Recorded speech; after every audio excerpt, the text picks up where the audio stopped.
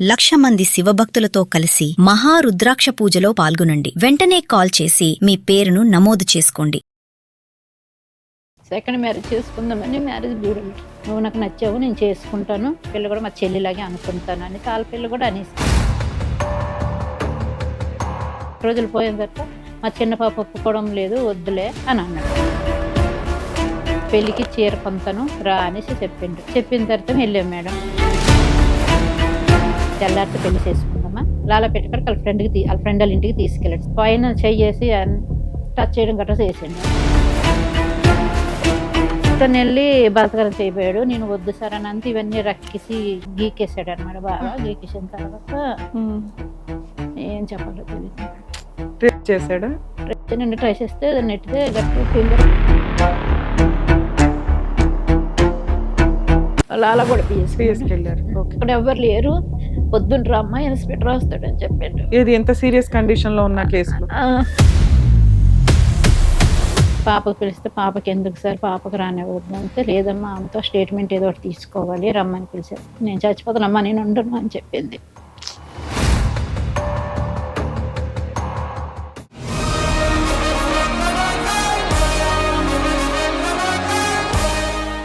Madam నమస్తే అండి. ఎక్కడి నుంచి వచ్చారు, ఏంటి హైదరాబాద్ మేడం. ప్రాబ్లం ఏంటమ్మా? నాకు ఫస్ట్ మ్యారేజ్ అయింది. ఒక పాప 2 సంవత్సరాలు. మా ఆయన వదిలేసి వెళ్ళిపోయాడు. 17 సంవత్సరాలు అవుతుంది ఫస్ట్ మ్యారేజ్ అయ్యి. అతనితో ఒక పాప, మీకు ఒక పాప. 17 సంవత్సరాలు ఉండిపోయాను. ఇప్పుడు మొన్న ఒక 8 మంత్స్ అవుతుంది మేడం. సెకండ్ మ్యారేజ్ చేసుకుందామని మ్యారేజ్ బ్యూరోలో చిక్కడపల్లి వెళ్ళాము. తోడు పోగరం అంతే. తను వదిలేసి ఎంతకాలం అయింది? 17 సంవత్సరాలు మేడం. వదిలేసి 17 సంవత్సరాలు అయింది. పాప వయసు ఎంత ఇప్పుడు? 19. ఇన్ని సంవత్సరాలు మీరు వద్దనుకున్నాను మేడం. ఏమన్నా కేసులు వేసారా? విడాకులు వచ్చినాయా? ఆయన వెళ్ళిపోయాడు, నేనేం పట్టించుకోలేదు. కోర్టు ద్వారా ఏమన్నా విడాకులు వచ్చినాయా? ఆయనకు లవ్ అంత మొదటి మ్యారేజ్ అయింది ఆయనకి. ఓహో. మొదటి మ్యారేజ్ అయిన తర్వాత నాకు చెప్పకుండా చేసుకున్నాడు. గుళ్ళో చేసుకున్నాడు. ఏం ఫోటోలు ఏం తీయలేదు. మామూలుగా ఎక్కడికి వెళ్తే ఫోటోలు ఉండేవి, నాకు తీసుకుండేవాడు. అలాగే పాప బర్త్ సర్టిఫికేట్ లో ఫాదర్ పేరు ఉందా? పేరు ఉంది మేడం. మీ ఆధార్ కార్డు లో వాటిలో ఆయన పేరు ఉందా? ఆయన పేరు ఉంది. అది క్యాస్ట్ కలవలేదు, ఆయనది నాది. కానీ మా పాప క్యాస్ట్ సర్టిఫికేట్ అన్ని చేశాను మేడం. ఎస్టీ అని. ఇప్పుడు 17 సంవత్సరాల తర్వాత మెయింటెనెన్స్ గానీ ఏమి తీసుకోలేదు. ఎలా బతికారు మరి పాప? వంట పని చేస్తాను. వంట పని చేస్తాను.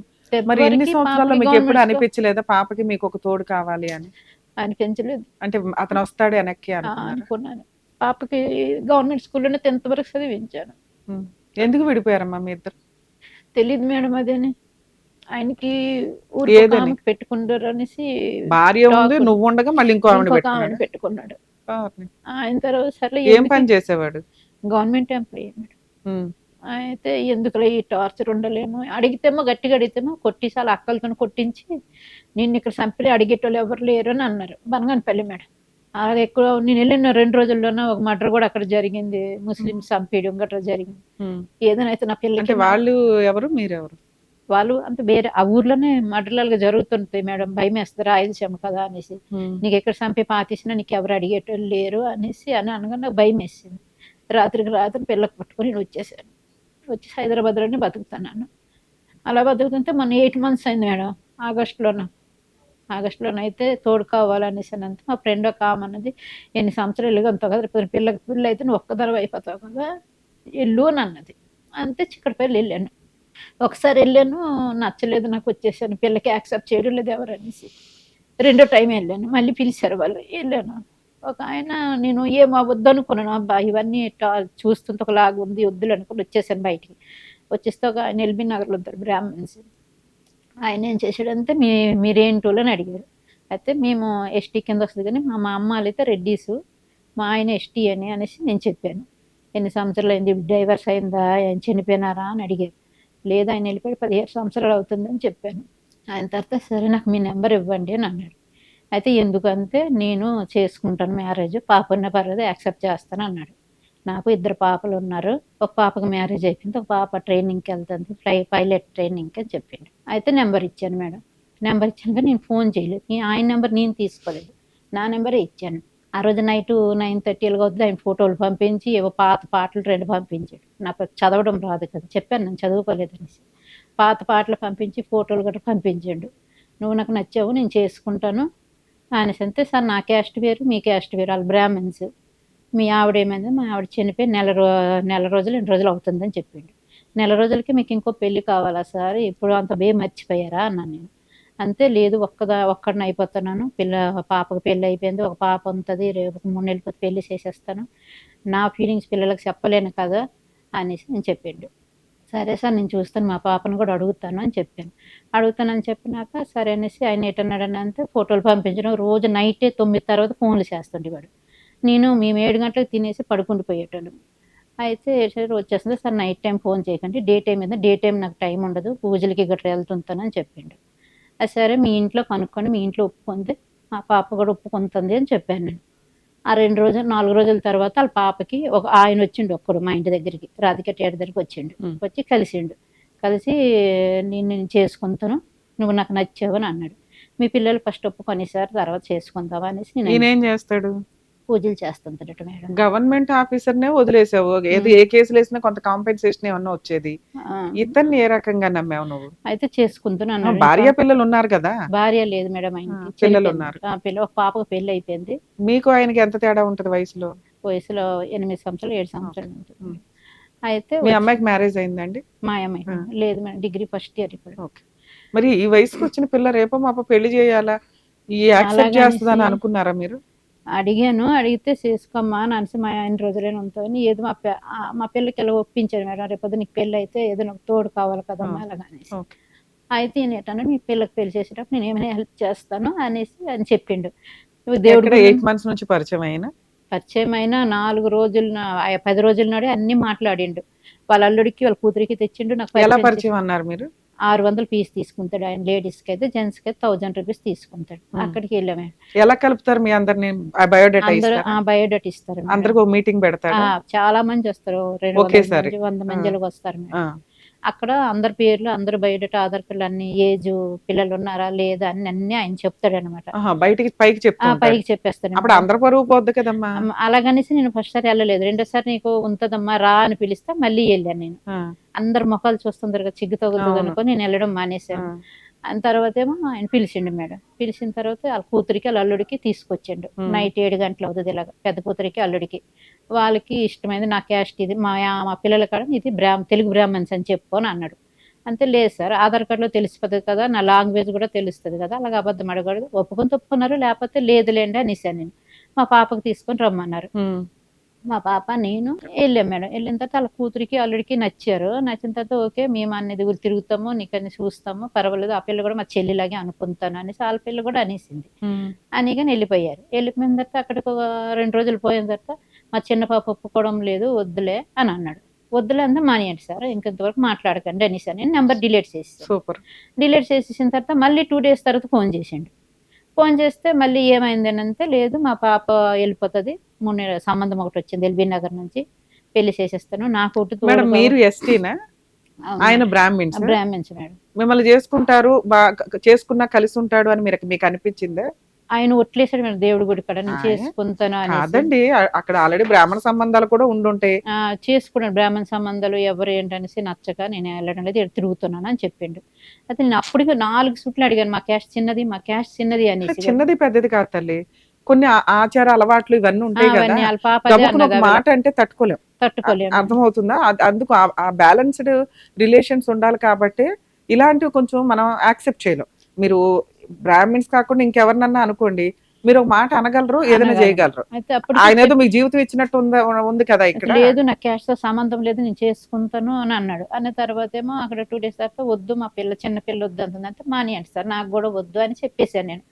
చెప్పేసిన తర్వాత మా పాప కూడా వద్దులే అమ్మా ఎందుకు మాట్లాడడం అనేసి మా పాప కూడా అనేసి అక్కడ 2 days తర్వాత మళ్ళీ చేసిండు ఫోన్. మళ్ళీ చేసి లేదు నువ్వు నాకు బాగా నచ్చావు నేను వదులుకోలేకపోతున్నాను నేను చేసుకుంటున్నాను నీ సార్ ఒకసారి పర్సనల్గా మాట్లాడుతున్నాను మళ్ళీ గుడి కడక రా అని పిలిచినాడు. మళ్ళీ గుడి కడికి వెళ్ళిన తర్వాత దేవుడు సాక్షి చెప్తాను నా పిల్లలు సాక్షి చెప్తాను నేను పెళ్లి చేసుకుంటాను నీకు మా పిల్ల ట్రైనింగ్కి వెళ్ళిపోతుంది ఫ్లైట్ ట్రైనింగ్ అవుతుంది బెంగళూరు వెళ్ళిపోతుంది నేను చేసుకుంటాను తర్వాత నేను అందరికి చెప్పుకుంటాను తర్వాత రిసెప్షన్లో పెట్టుకుంటాను అని అన్నాడు. అన్న తర్వాత సరేలే సరే ఒప్పుకున్నాక మాట్లాడదాంలేండి అనేసాను. ఆయన వెళ్ళిపోయి నేను ఇంటికి వచ్చాను. అక్కడికి 2 days తర్వాత ఆగస్ట్ 5 మేడం మొన్న లాస్ట్ ఇయర్ ఆగస్ట్ 5వ తారీఖునేమో పిలిచిండు. పిలిచి పెళ్లికి చీర కొంతను రా అనేసి చెప్పిండు. చెప్పిన తర్వాత వెళ్ళాం మేడం. వెళ్ళిన తర్వాత సారీ కొన్నాడు. సికింద్రాబాద్‌లో సారీ కొన్నాడు. మా అంకల్ టెంపుల్ కాడకి తీసుకెళ్ళిండు. సారీ, పువ్వులు చేతిలో పెట్టి బొట్టు పెట్టిండు. నేను కంపల్సరీ చేసుకుంటాను అని చెప్పేసి వెళ్ళిపోయినాడు. నేను మా ఇంటికొచ్చాను. ఆయన ఇంటికెళ్ళిపోయాడు. జాకెట్ కుట్టించుకో 2 రోజుల్లో పెళ్లి చేసుకుందాం అని అన్నాడు. అసలు నేను వచ్చేసాను. వచ్చేసిన తర్వాతేమో మళ్ళీ ఆ నైట్ ఫోన్ చేసి మా పాప చూసింది ఫోన్‌లోన నేను చీర కొన్ని డబ్బులన్నీ చెన్నై షాపింగ్ మాల్‌లో నేను కొన్నది బిల్లన్నీ చూసింది. తిడుతుంది. వద్దులే అన్నాడు మేడం మళ్ళీ. నాకీ నసొద్దు సార్. ఈ టార్చర్ వద్దు. రోజు మీరు ఇప్పుడు దౌనంతరు, రేపు పాదంతన్నారు. ఇప్పుడే ఇలాగుంటే మీరు ఇంక లైఫ్ లాంగ్ ఇంక ఇలాగుంటారని గ్యారంటీ లేదు. నాకు వద్దులేండి సార్ మానేయండి. మీ చీర మీరు తీసుకెళ్ళిపోండి. నాకు ఒక ఎవరిచ్చినా నాకు వద్దు అన్నాను నేను. అంతే లేదు ఇచ్చాను అనుకోను. అంత ఇచ్చాను నేనేమి ముష్టిదాన్నా నాకేమైనా మీరు ధర్మం చేయనంటే అది మీ ఇంటికాడికి వచ్చి నేను అడుక్కున్నానా? తీసుకెళ్ళిపోండి మీ చీర మీ పిల్లలు ఎవరైనా కట్టుకుంటారు. కొత్త చీరే కదా అన్నాను నేను. లేదు లేదు ఫ్రెండ్‌లాగా ఇచ్చాను అనుకో పోనీ ఉంచుకో అని అన్నాడు. లేదు సార్ మీరు ఎప్పుడైనా ఇటు వచ్చినోడైనా నేను అటు వచ్చినోడైనా మీ చీర మీకు ఇచ్చేస్తానని చెప్పాను. ఆయన తర్వాత సరేలే అనేసి పెట్టేసాడు. ఎంత చీర? చీర 8,000 అయింది మేడం. అబ్బా! కొన్నాను. 8,000 అయితే సరే అనుకోని అక్కడికి 7వ తారీఖున చెప్పిండు. 10వ తారీఖున నాకు ఫోన్ చేసిండు. లేదు సార్ నా ఫోన్‌లో బ్యాలెన్స్ లేదు. నేను ఫోన్ చేయలేను. నేను ఊరెళ్తున్నాను సార్. నాకు పని ఉన్నది అని చెప్పాను నేను. అని తర్వాత మెసేజ్ పెట్టండి 5 గంటలకు ఫోన్ చేస్తాను అని చెప్పేసి 5 గంటలకు ఫోన్ చేసిండు. చేసేసి మంగళసూత్రము పట్టు గొలుసులు అవి కొంటాను మనం తెల్లారితే పెళ్లి చేసుకుందామా, పెళ్లి చేసుకుని ట్యాంక్ బండ్ ఇక్కడ పక్కకు వెంకటేశ్వర స్వామి గుడి ఉన్నదంట కదా మేడం, అక్కడ చేసుకుందామా, పొద్దున్నే మనం కొనలేం కదా అనేసి మళ్ళీ చేసుకుంటాను అన్నాడు. 5వ తారీఖు రోజు ఏరుకునే రోజు రూమ్ ఫ్రెండ్ పంతులు ఉంటాడు రా వెళ్దామా జాతకం చూపిస్తాం అన్నాడు మేడం. లాలపేట కాడికి వాళ్ళ ఫ్రెండ్ వాళ్ళ ఇంటికి తీసుకెళ్ళాడు. శివాలయం ఉంటుందా ఎదురుగా ఒక రూమ్ ఉంటుంది అయింది. అక్కడికి తీసుకెళ్ళిన తర్వాత 5వ తారీఖు 7:30కి 7 గంటలకు తీసుకెళ్ళాడు మేడం. తీసుకెళ్ళిన తర్వాత ఏమో పైన చెయ్యేసి టచ్ చేయడం గట్రా చేసిండు. అయితే వద్దు సార్ పెళ్లి కాకముందు అలా చేయకండి. నేను వచ్చేసాను కాబట్టి వచ్చిన తర్వాత సారీ ఏమనుకోకు నేను పెళ్లి చేసుకుందాం అని చెప్పిన తర్వాత ఆయన అటు వెళ్ళిపోయినా. లేదు మేడం, టచ్ వరకే ఉన్నది. ఆయన తర్వాత ఏమో అక్కడ టచ్ చేసి నేను కోపం అయిపోయి వెళ్ళిపోయాను. మీతో నాకు పెళ్లి వద్దు సార్ సెట్ కావడం లేదు అనుకొని చెప్పేసి వెళ్ళిపోయాను. వచ్చిన తర్వాత అమ్మాయి ఒప్పుకోవడం లేదు. 7వ తారీఖున కొన్నాడు. 10వ తారీఖు రోజేమో నాకు ఆగస్టు 15 ఆ 10వ తారీఖే మంగళసూత్రం కొందామా పట్టీలు కొందామా రా అని పిలిచిండు. రా అని పిలిచిన తర్వాత ఏమో సరే అనుకుని నా ఫోన్లో బ్యాలెన్స్ లేదు సార్ నేను రాలేను, నాకు చేతులు కూడా పైసా లేదు, ఆటోకి రాను నాకు కూడా అంతే, ఇక్కడ కొందాం రాధిక థియేటర్ దగ్గర ఉన్నాయి కదా చాలా షాపులు కొందాం రాని అంతే, లేదు ఇక్కడ మా ఫ్రెండ్ కూడా వస్తాడు కదా కొనాలి, మనకు ముహూర్తాలు తీస్తాడు తెల్లారితే మళ్ళీ 9 గంటలకు షాప్ లేట్ ఉండవు అని చెప్పింది. నువ్వు రా ఆటో మీద నేను డబ్బులు కడతానులే అని అన్నాడు. అంతా మళ్ళీ నేను రాత్రి వంట చేసుకొని 8 గంటలు అవుతుంది వెళ్ళాను మేడం. 8:30 అవుతుంది వెళ్ళాను. వెళ్ళిన తర్వాత ఏమో కొందాం రా స్కూటీ మీద అక్కడ నిలబడ్డాడు, ఆటోకి డబ్బులు ఇచ్చిండు, తీసుకెళ్ళాడు. మళ్ళీ ఎందుకు సార్ తీసుకెళ్తున్నారని అంతే, లేదు ఆయన కూడా వస్తారు ముహూర్తం చూడాలి కదా పలాందేలాగా నువ్వు ఉండాలి కదా అని చెప్పాడు. ఉండాలి కదా అని తర్వాత ఆ రూమ్కి తీసుకెళ్ళిన తర్వాత ఏమైనా తాగుతావనంటే నేను ఎంత అంతా తినేసే వచ్చాను నేను అన్నాను. నేను కొన్నారా గోల్డ్ అవి? లేదు మేడం. అయితే రూమ్కి తీసుకెళ్ళాడు. రూమ్ తీసుకెళ్ళిన తర్వాత ఏమైనా తాగరని తెస్తాననేసి వాళ్ళ ఫ్రెండ్ ఏమో బయట నుంచి గడెట్టుకుంటూ వెళ్ళిపోయినాడు. గడెట్టుకుంటూ వెళ్ళిపోయిన తర్వాత ఏమో ఈయన చేసాడు వాళ్ళ ఇంట్లో కెమెరా ఉంది, ఈ కెమెరా పనిచేస్తుందిరా అంటే లేదు ముఖ్యమైనవి అయితే ఉంచుతారు ముఖ్యం లేనివి అయితే డిలీట్ చేసేస్తారని ఆయన చెప్తున్నాడు. వాళ్ళ ఇంట్లో కుక్కలు పిల్లులు చాలా ఉన్నాయి మేడం. కుక్కలు పిల్లులు ఉన్నాయి కదా నేను వాటికి వీడియో తీసుకుంటాను, ఫోటోలు వీడియోలు తీసుకుంటుంటే ఆయన బయట నుంచి గడెట్టుకుంటూ వెళ్ళిపోయినాడు. ఈయనెమరా ఇల్లు చూద్దుగానే లోపలికి చెయ్యి పట్టుకొని తీసుకొని వెళ్ళి బలత్కారం చేయబోయాడు. నేను వద్దు సార్ అని అంతా ఇవన్నీ రక్కేసి గీకేసాడు అనమాట. బాగా గీకేసిన తర్వాత ఏం చెప్పాలో తెలియదు మేడం. ట్రై చేస్తే నెట్టితే గట్టిగా ఫింగర్ అమ్మో తలుపు అని చెప్పి ఎవ్వరు లేరు. ఈ చెయ్యి గట్టిగా నొక్కేసి గుద్దీసాడు. ఇప్పుడు చెయ్యి ఎత్తలేకపోతున్న పైకి. ఇప్పుడు 5 నెలలు అయింది వంటకు కూడా వెళ్ళడం లేదు. ఆ రాత్రి అక్కడి నుంచి నేను తలుపు తీయరు అన్ని కుడితే అన్ని తలుపులు పని చేస్తున్నాడు. తర్వాత పెద్దగా అరుస్తుంటే అప్పుడేమో ఫోన్ చేసిండు ఆడికి వచ్చి డోర్ తీయనేసి. డోర్ తీయనంటే డోర్ తీస్తే నేను వచ్చేస్తూ ఉండు నీకు దింపుతానని చెప్పేసి మరి ఆ చీకట్లో నీకైతే అందులో తెలియదు కదా స్కూటీ మీద రోడ్డు వరకు దింపిండు. రోడ్డు వరకు దింపేసిన తర్వాత నేను మరి పెళ్లి చేసుకోలేను మీది క్యాస్ట్ చిన్నది అని చెప్పేశాడు. నేనేమన్నది ఒక్క మాట కూడా ఆడలేదు మేడం. చిన్న పోలీస్ స్టేషన్కి వెళ్ళిపోయిన అదే టైంలో లాలగూడ పిఎస్ వెళ్ళిన తర్వాత ఏమో అక్కడ ఎవరు లేరు, పొద్దున్న రమ్మా ఇన్స్పెక్టర్ వస్తాడని చెప్పాడు. ఏది ఎంత సీరియస్ కండిషన్ లో ఉన్న కేసులో అయితే సరేలే అనుకొని 9:30 అయిపోయింది కదా, నైట్ అయిపోతుందని ఇంటికి వచ్చేసాను నేను. మళ్ళీ తెల్లవారు వెళ్ళాను 11 గంటలకి. 11 గంటలకి వెళ్తే సార్ లేరు, ఏదో మీటింగ్కి వెళ్ళున్నారు అని చెప్పారు. మీటింగ్కి వెళ్ళున్నారు అంటే మళ్ళీ అప్పుడు సాయంకాలం 4 గంటల వరకు అక్కడే కూర్చున్నాను. మళ్ళీ ఆయన వచ్చినాడు. ఆయన వచ్చి నీకు పర్వాలేదమ్మా, 15 రోజులైనా సరే నీ కేసు రాస్తాను అని చెప్పిండు. చెప్పిన తర్వాత ఏమో రాసిండ్రు, ఏమేమి రాసిండ్రు, ఏమేమి చేసిండ్రు, ఎల్లు అని అన్నారు. ఎల్లు అని పేపర్స్ తెచ్చారమ్మా, ఎఫ్ఐఆర్ కాపీ ఉందా? అయితే ఎల్లు అన్నారు. వెళ్ళిన తర్వాత మళ్ళీ వెళ్ళాను. ఆయనకి ఎతుకుతారు, పట్టుకుంటారులే, ఆయన ఎక్కడ ఉంటారని అంటే ఎల్బీ నగర్లో ఉంటారు సార్ అని చెప్పాను. ఫోన్ నెంబర్ ఇచ్చాను. ఆయనకి 2 రోజుల నాడు ఎతికి తెచ్చారు. ఎతికి తెచ్చిన తర్వాత మీరు చేశారంటే ఏం లేదు అంటున్నాడు, అబద్ధం ఆడుతున్నాడు, నువ్వు అబద్ధం ఆడుతున్నావు అనేసి నా అక్కడ ఎస్ఐ మమతా మేడం అనేసి ఉన్నారు. నా మెడికల్ టెస్ట్ కి పంపించలేదా మిమ్మల్ని ఆ రోజు? అయితే లేదు మేడం, నేను కుక్కలకి వీడియో తీస్తున్నాడు, ఆయన నాకు నెట్టున్నప్పుడు అన్ని వదులన్నా అంతే రికార్డ్ అయిపోయింది మేడం. మొహాలు సరిగ్గా పడగా రికార్డ్ అయిపోయింది. రికార్డ్ నా మొహమే పడ్డది ఎక్కువ. ఆయన తర్వాత రికార్డ్ అయిపోయిన తర్వాత లేదని చెప్తున్నాడమ్మా, నువ్వేం అబద్ధం ఆడుతున్నావు అంటే, అబద్ధం ఆడితే నేను రేపు చేసాడని అబద్ధం ఆడతాను మేడం, నేను అన్ని విషయాలు అలా చెప్పను అనేసి చూపించాను. అన్ని చూపించి రేపు ఆయనకు అడిగితే నేను ఏం చేద్దాం, ముట్టుకోలేదు కూడా అని అన్నాడు. వాళ్ళ కూతురు, పెద్ద కూతురు, అల్లుడు ఆయన వచ్చినారు. ఈ ఫోటో వీడియో చూసింది మమతా మేడం, చూసి ఆయనకు చూపించింది. ఇది నువ్వు కాదా, ఆమె వదిలి అంతుంటే నువ్వు అలా చేస్తున్నావు అని అంతటికి సైలెంట్ అయిపోయాడు. సైలెంట్ అయిపోయిన తర్వాత ఆమె సగం ఎఫ్ఐఆర్ రాసిందనమాట. రాసిన తర్వాత ఆయన నాకు బయట పిలిచి, రాజీ అయిపో, నాకు ఆపరేషన్ అయిపోయింది, ఇలాగ అయ్యింది అలాగ అయ్యింది అని అంటున్నారు ఇప్పుడు పిల్లలు అని. మమతా మేడం ఏడు చేసిందంటే వద్దు రాజీ అవ్వకనేసి లోపలికి పిలిచింది. పిలిచి సంతకాలు పెట్టించుకుంది. రాత్రి 12:30 భరోసా ఆఫీస్కి కూడా వెళ్ళాము. 12:30 అక్కడ ట్రీట్మెంట్ చేసి అది చెయ్యన్ని చూసారు. ఇదంతా సెటిల్మెంట్ అంటే ఏంటి, పెళ్లి చేసుకోవడమా లేకపోతే ఏమో మరి ఏటో మరి నాకు మాట్లాడనివ్వలేదు మేడం. ఇట్లాంటివి సెటిల్మెంట్ చేసుకోకూడదు. మేము మాట్లాడకంటే అక్కడ భరోసా ఆఫీస్కి వెళ్ళాము. వాళ్ళు 9,000 వేసారు మేడం మొన్న నాకు, క్యాస్ట్ చిన్నదన్నాం అనేసి. ఇప్పటికి చెయ్యి నాకు పైకి లేగదు, నొప్పి ఉన్నదంటే మెజెస్టిక్ దగ్గరికి వెళ్ళి అన్ని రాసామని చేసాం. కానీ గడికి పోలీసులు నెలకు ఒకసారి పిలుస్తున్నారు, ఇది తక్కువైంది అది తక్కువైంది అని పిలుస్తూనే ఉన్నారు. ఆయనకి ఏం చేశారంటే ఏం లేదమ్మా, ఆయన డబ్బులు కట్టి బయటకు వస్తాడు కదా అనేసి. అరెస్ట్ అయ్యారు అని అంటున్నారు. డబ్బులు కట్టి బయటకు వస్తాడు కదా, ఎప్పుడో అవుతుంది, నీకు అంతకాలం హైకోర్టులోకి వెళ్ళిపో కేసు వేసుకోవడానికి అనేసి అంటున్నారు. నీకేం కావాలి, ఇక్కడికి ఎందుకు వచ్చారు? నాకు ఏదైనా మీరు న్యాయం చేస్తారు. మీ దృష్టిలో న్యాయం ఏంటి? ఆల్రెడీ అరెస్ట్ అయ్యాడు, కేసు అయితే స్ట్రాంగ్ గానే నడుస్తుంది. మీరు ఒకసారి ఆ పేపర్స్ ఇవ్వండి అమ్మా, అందులో ఇంకేం చేయొచ్చో చెప్తాను. మన లాస్ట్ మంత్ పాపకు పోలీసులు పిలిచారు మేడం. ఆయనకి ట్రాన్స్ఫర్ అయిపోయి వెళ్ళిపోయినాడు, ఇంకొక ఆయన వచ్చిండు ఇన్స్పెక్టర్ గారు. పాపకు పిలిస్తే పాపకి ఎందుకు సార్, పాపకు రానివ్వద్దంటే లేదమ్మా ఆమెతో స్టేట్మెంట్ ఏదో ఒకటి తీసుకోవాలి రమ్మని పిలిచారు. పాప స్టేషన్కి వెళ్ళేసి 2 గంటల సేపు కూర్చున్నాం అక్కడ. అప్పుడు ఏదేదో అడిగినారు. పాపకి రాసుకుని ఇంటికి వచ్చిన తర్వాత నేను చచ్చిపోతానమ్మా, నేను ఉండను అని చెప్పింది. నేనే చచ్చిపోతున్నా, మా పాప ఊరేసుకొని ట్రై చేశాను మేడం. మా పాప తిత్తరం ముందు మానేసి అన్నది. లేడీస్ పెళ్లి పేరుతో అబద్ధాలు చెప్పడం, లేడీస్ బ్లాక్మెయిల్ చేయటం, లేడీస్ స్వార్థంతో అబ్బాయిల్ని ట్రాప్ చేసి పెళ్లి పేరుతో 10 మందిని పెళ్లిళ్ళు చేసుకుంటామని చెప్పి బ్లాక్మెయిల్ చేయడం, ఇవి రెగ్యులర్గా మనం చూస్తున్నాం. మరి ఈ కేసు ఆ లిస్ట్లోకి వస్తుందా? మోసం చేసే స్త్రీ.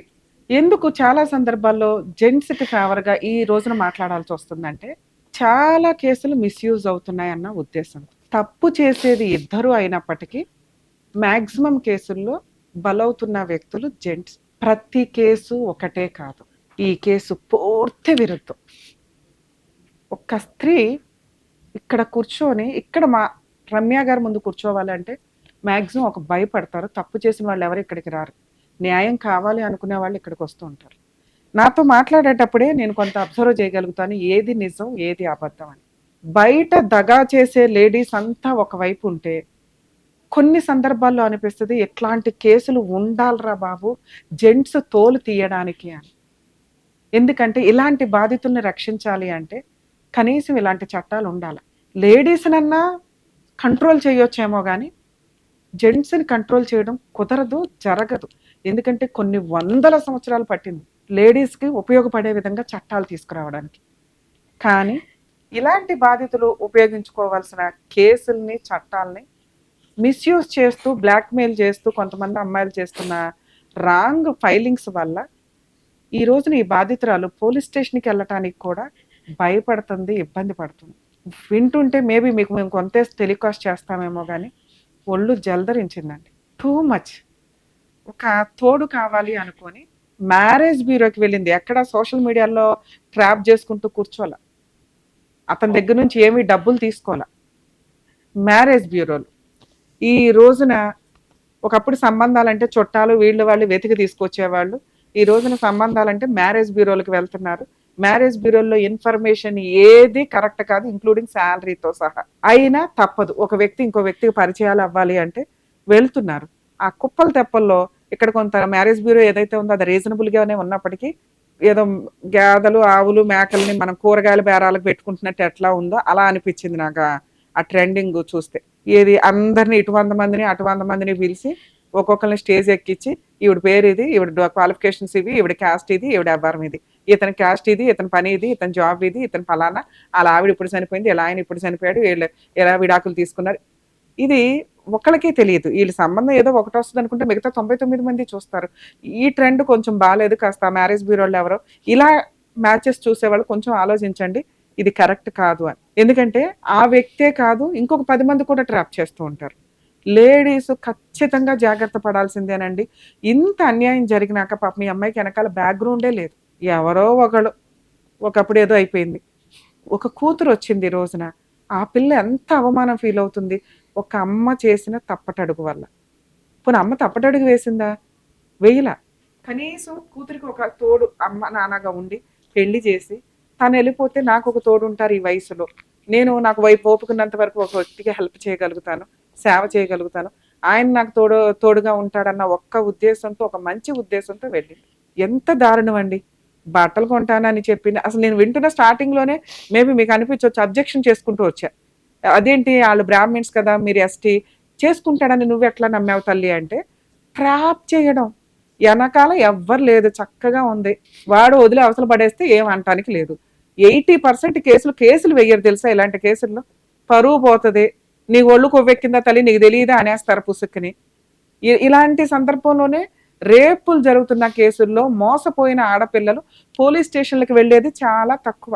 వాళ్ళే లవ్ చేశారు, వాళ్ళే వచ్చారు, అయినా నీ బుద్ధేం అయ్యింది, నువ్వు మంచోడివేగా. ఇక్కడ పరిస్థితి వేరు.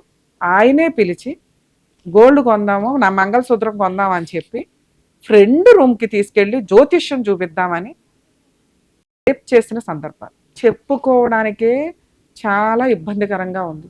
ధైర్యం చేసే తల్లి మీకు నిజంగా హ్యాట్స్ ఆఫ్ చెప్తున్నాను. మీరు ధైర్యంగా పోలీస్ స్టేషన్కి వెళ్ళారు. కానీ ఇలాంటి కేసులు పెట్టేటప్పుడు పోలీస్ స్టేషన్స్లో కొంచెం ఎవిడెన్స్లన్నీ అడుగుతారు. ఎందుకంటే చాలా పెద్ద కేసు, నార్మల్ కేసుల కంటే కూడా పెద్ద కేసు. మనం ఈ మధ్య సోషల్ మీడియాలో కానీ వీటిలో కానీ చూస్తున్నాం, సెలబ్రిటీ పిల్లలు, పొలిటికల్ లీడర్స్ పిల్లలు మైనర్ అమ్మాయిలతో ఫ్రెండ్షిప్ చేసి మైనర్ అమ్మాయిలే వచ్చి మీద పడినా కూడా అది చాలా స్ట్రాంగ్ కేసు. ఆ అబ్బాయిలు జాగ్రత్త పడండి అని 100 సార్లు చెప్తున్నాం. తెలిసి తెలియక, లీగాలిటీ తెలియక కొంతమంది ఆ అమ్మాయి వచ్చింది, ఆ అమ్మాయి మీద పడింది, ఆ అమ్మాయి డ్రగ్, ఇవన్నీ వేస్ట్ మాటలు. లా అండ్ ఆర్డర్ ప్రకారం, రూల్ ప్రకారం ఏముందో అది ఫాలో అవ్వాలంతే.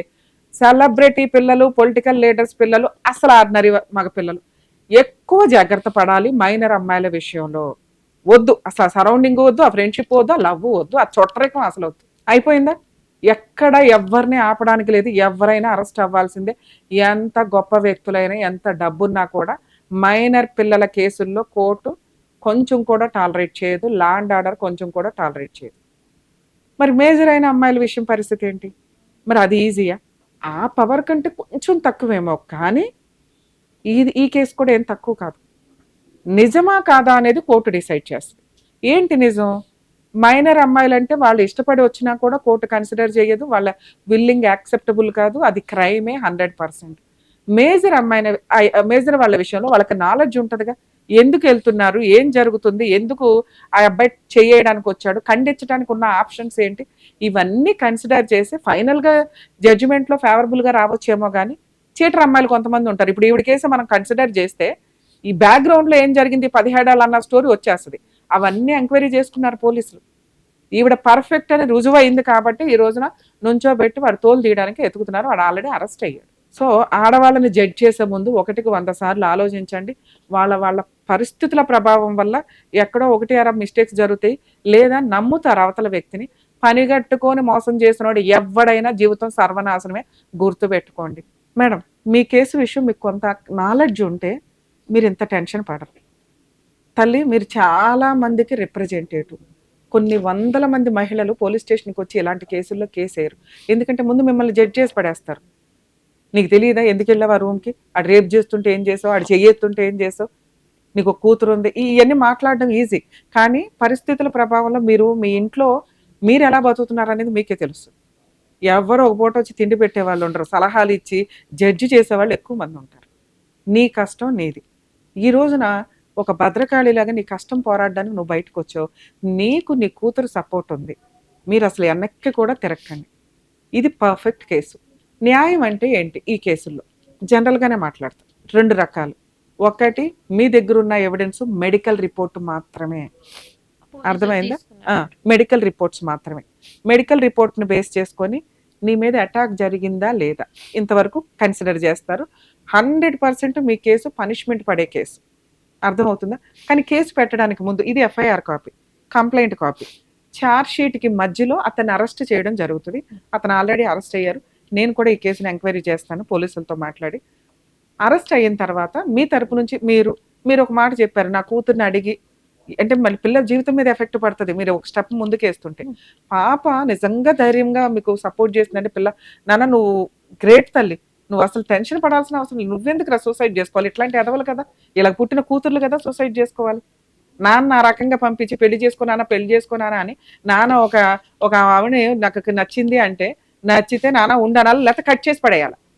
నాన్న అది ఏమి ఎదవ డ్రామాలు చేస్తున్నాడు, అవి పిల్లలకి తగులుతాయన్న బేసిక్ సెన్స్ అన్నా ఉండాలి. వాళ్ళు కదా మా సిగ్గుపడాల్సింది, నీ కూతురు కదా సూసైడ్ చేసుకోవాల్సింది, వాళ్ళు సూసైడ్ చేసుకోవాలి. ఈ ఎపిసోడ్ చూస్తే కనుక అమ్మ వెంకయ్య గారి పిల్లలు మీకు నమస్కారం.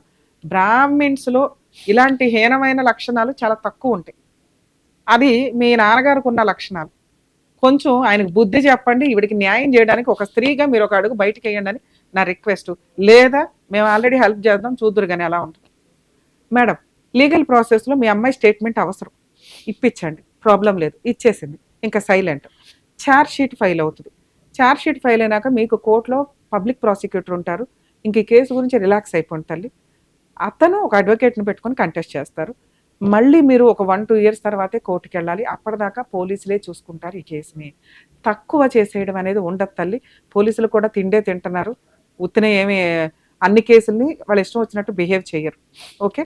రెండో ప్రాసెస్, మ్యాక్సిమం ఇట్లాంటి కేసుల్లో సెటిల్మెంట్లకు వస్తూ ఉంటారు, కాంపెన్సేషన్ అని కానీ అది కానీ. 2 రకాల పనిష్మెంట్లు ఉంటాయి కోర్టులో ఎప్పుడు కూడా. ఒకటి ఫైన్, 2 జైలు. ఇక్కడ ఈ కేసులో 2 జడ్జి గారు ఫైన్ వేస్తారు ఫైనల్గా. ఇది ఒక 3 to 4 years నడుస్తుంది ఇంకా కేసు. కొంతమంది ఇట్లా ఇప్పుడు నీ కూతురు ఆల్రెడీ స్టేట్మెంట్ ఇచ్చి రావడానికి ఇబ్బంది పడిపోయింది. రేపొద్దుట ఆ బెంచ్ మీదకి ఎక్కి చెప్పేటప్పటికి ఇంకెంత అవమానం పడుతుందో. కాబట్టి కొన్ని సందర్భాల్లో ఆ ఫైన్ ఏదో బయట అవుట్ ఆఫ్ కోర్టులో వేసి కాంపెన్సేషన్ రూపంలో తీసుకొని కేసుని హాస్టైల్ చేసుకోవడం ఒకటి. ఇది ఫ్యూచర్లో మీకు ఒక ఆఫర్ వస్తే ఈ ఆఫర్ని వాడుకోమనే చెప్తాను. 2, నేను కూడా ఈ కేసును ఒక ఫాలోఅప్ చేస్తానండి, మీకు అందుబాటులో ఉంటాను, మీరు టెన్షన్ పడకుండా. సరేనా? మీరు ధైర్యంగా ఉండండి తల్లి. నేను ఎస్ఐతో కూడా ఒకసారి మాట్లాడతాను. ఛార్జ్ షీట్ అయ్యిందంటే రెగ్యులర్గా ఏం జరుగుతుంది, ఏం చేస్తే బెటర్ అనే దాంట్లో కూడా నేను మీకు అందుబాటులో ఉంటాను 100%. సరేనా? ధైర్యం ఉండండి. All the best. చూడండి, ఒక మహిళ ధైర్యంగా ఇట్లాంటి కేసుల్లో, మీరే చీటర్స్ అయితే దయచేసి కేసులు వేయకండి, కానీ అన్యాయం జరిగినప్పుడు మాత్రం కొంచెం కూడా టాలరేట్ చేయకండి. ఎందుకంటే మిమ్మల్నే కాదు ఇంకొక 10 మందిని వాడు మోసం చేసుకుంటూ వెళ్తాడు. కాబట్టి ఇటువంటి అన్యాయమైన కేసుల్లో మీ పేరు బయటకు రావద్దన్నా కూడా ఖచ్చితంగా పోలీసులు మీకు సపోర్ట్ చేస్తారు. లీగల్ ప్రాసెస్లో మీకు కొంత టైం పట్టొచ్చేమో కానీ వాళ్ళకయ్యే లీగల్ ఎక్స్పెన్సెస్ చాలా ఎక్కువ ఉంటాయి. అలాగే వాళ్ళ కనీసం కోర్టుల చుట్టూ తిరగడం అనేది కూడా ఒక పెద్ద పనిష్మెంట్ కింద లెక్క. ఆ టైప్ ఆఫ్ పనిష్మెంట్ ఇవ్వండి. దయచేసి ఎవరికైనా ఇటువంటి సెక్సువల్ అబ్యూజులు, స్టూడెంట్స్ కానీ ఇళ్లలో ఉన్న మహిళలు కానీ పూర్తిగా సెక్సువల్ అబ్యూజ్ ఏదన్నా జరిగితే, అది హానెస్టీ కేసు అయితే ఖచ్చితంగా న్యాయవేదిక ప్రోగ్రామ్ని అప్రోచ్ అవ్వండి. మా వంతు ప్రయత్నంగా మేము మీకు చేయగలిగిన లీగల్ హెల్ప్ చేయగలుగుతాం.